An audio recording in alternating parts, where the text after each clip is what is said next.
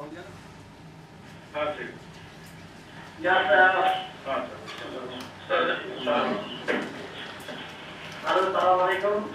From Kabul side, physicians, socialists, and the lessons learned here, we would like to point it out.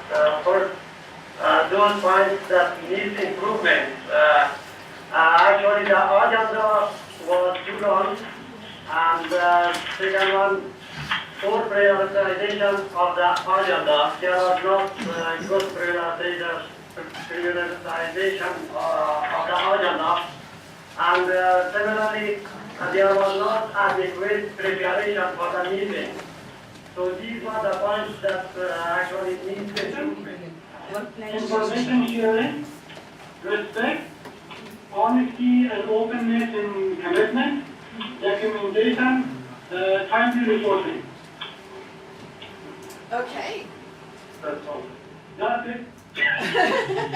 Okay, that's great. Anybody else with that? In terms of transparency, what's important?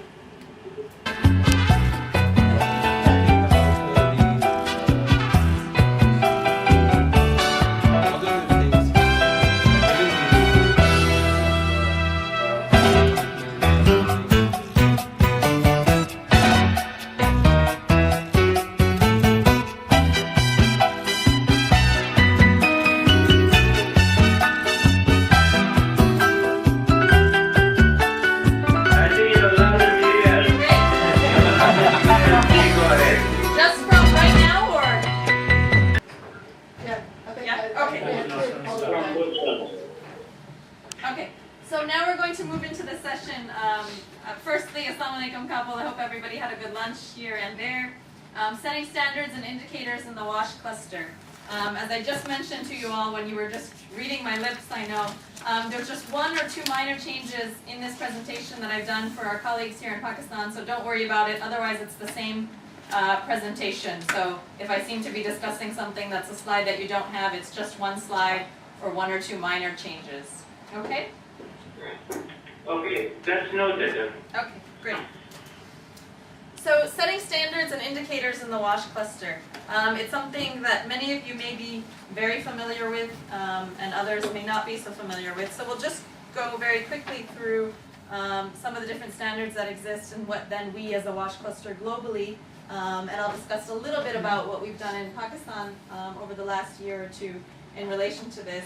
And of course in discussion we'd love to hear some of the experiences from Afghanistan.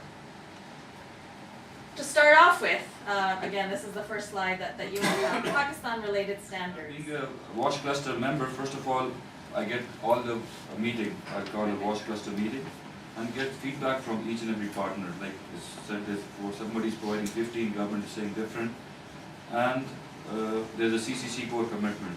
So let's get the feedback why they want to say this thing. That's one. Feedback then, from all the NGO partners and what they're doing. So a cluster meeting. Cluster meeting, right? And how they're providing that water.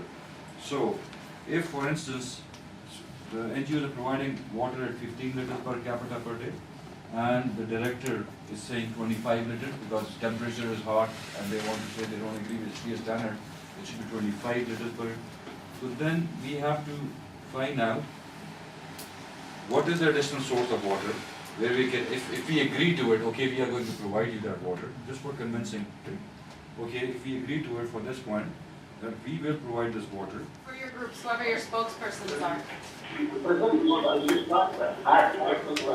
Okay, thank you.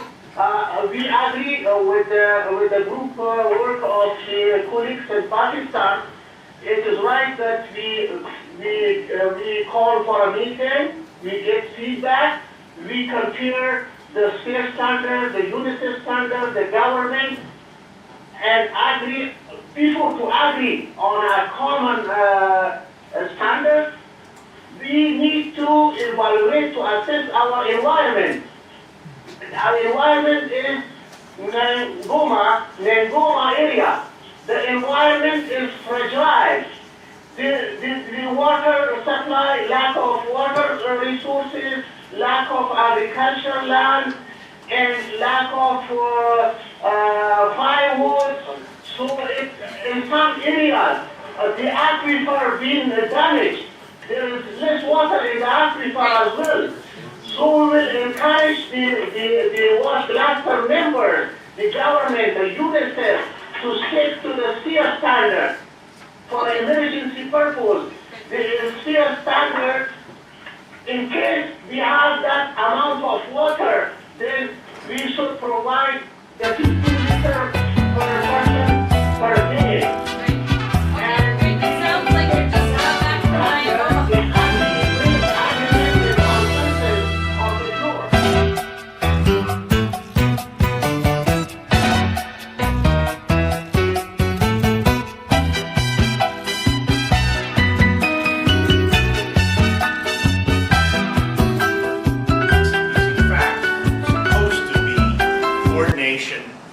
and assessing and addressing the coordination needs at all levels, national, regional, provincial, district.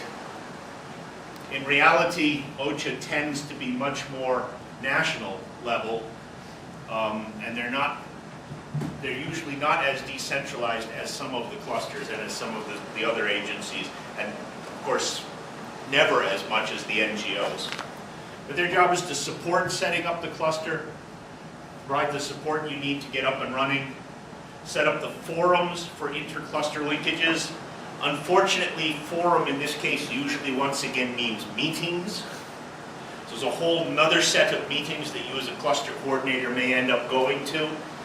Again, we're trying to encourage them to think of other mechanisms than just meetings. They provide support. They are tasked with the provision of support to the humanitarian coordinator and his office for the strategic planning and assessment cross-cluster, looking at the bigger picture across everything, while we focusing in our own little silo. There's at least somebody looking across.